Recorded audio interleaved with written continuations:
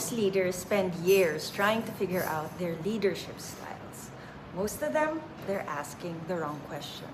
The question I often hear is, what kind of leader should I be?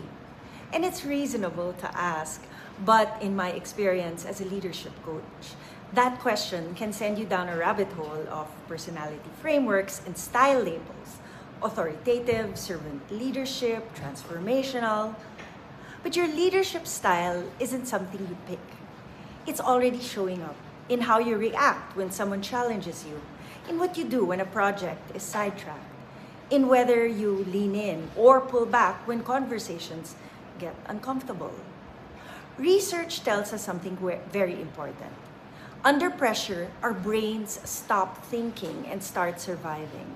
We ditch flexible thinking and fall back on habit, fast and automatic, which means most leaders are leading from default reaction, not intention.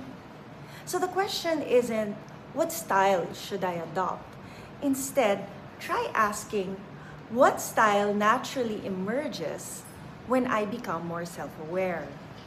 In my latest article on the Leaders Lab, I break down exactly how coaching helps leaders see their patterns clearly and then shape them more intentionally.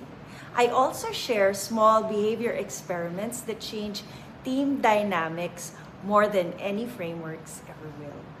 Go read it and stay curious.